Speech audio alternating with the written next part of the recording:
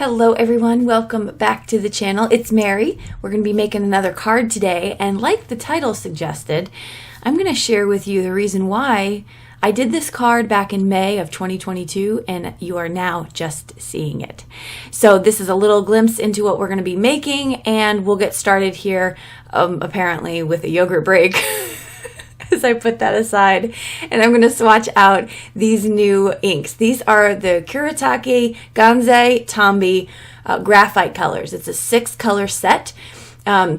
You can see those up close if you want to as far as pricing. I'll put a few different links if I can find them below in the video description, but I'm going to swatch them out for you real quick. Now, if you have watercolors, if you have the Gansai Tambi watercolors, you'll already know that the quality of these is fantastic.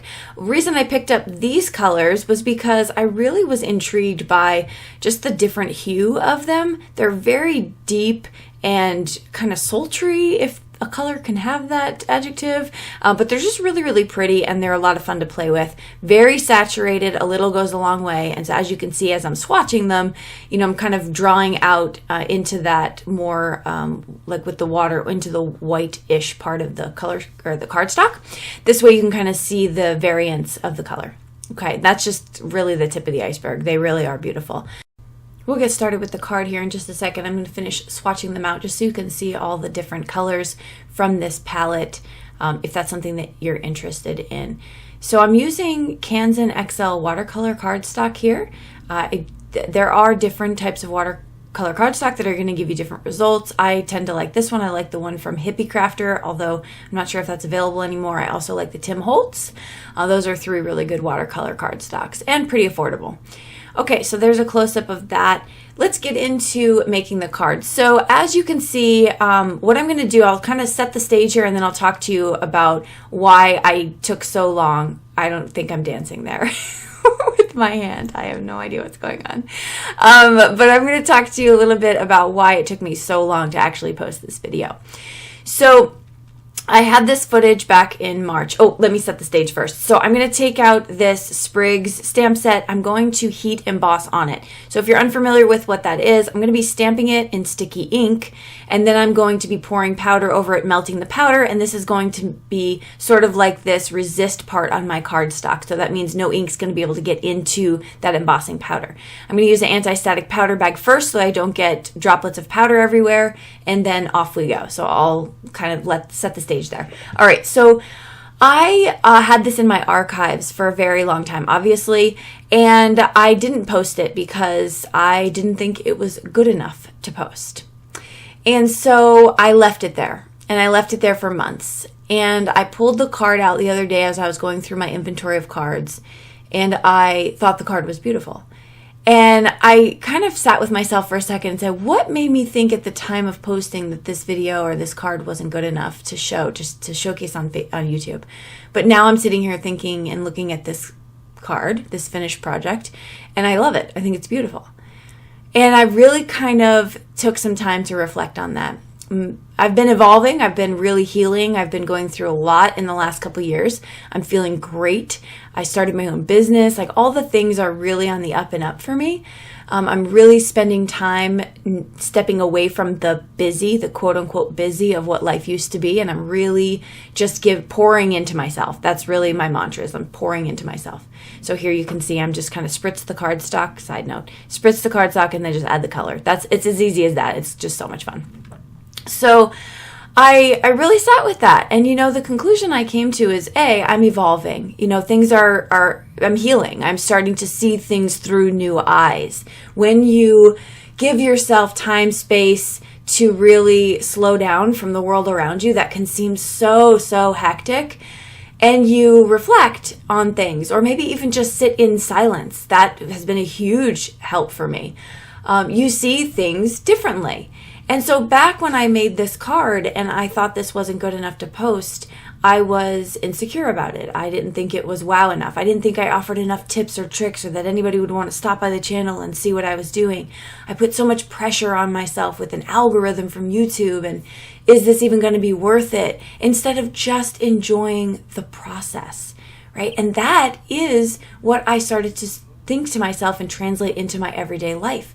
Why am I always so hard on myself that, this starting a new business means it has to be a hugely successful business in the way of other people's definition of success? Why can't I just enjoy the process of learning, of building a website, of building up my catalog of curriculum for the training I offer? Like, why, right? Why can't I just enjoy the process? So I made a commitment heavily over the last like 5 months to start doing that, to just enjoying learning and stop focusing on this end state. And so when I saw the card and then I realized I still had this video footage here, I said, man, this is more than good enough. And the one main reason why this card is more than good enough to share with you is because I made it. That's it. That's the only reason. And that is the only reason in your life that things that you are doing are good enough, is because you're showing up, is because you're there. It's you. It's your life.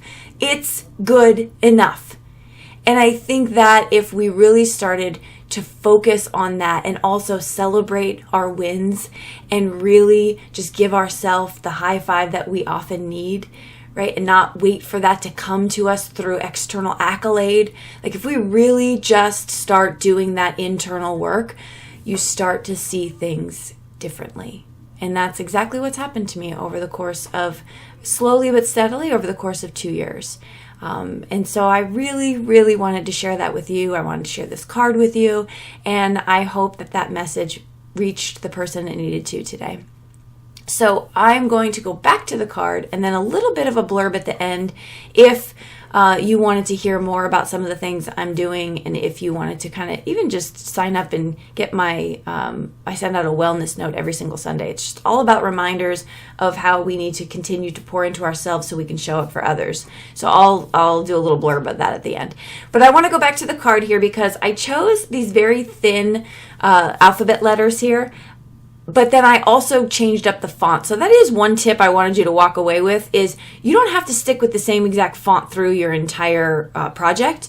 I often used to do that. I chose the very thin Happy Day, and then I chose stickers. I had a sticker book, and so I pulled those out, but of course I don't trust the adhesive on the back to stick well enough over embossing.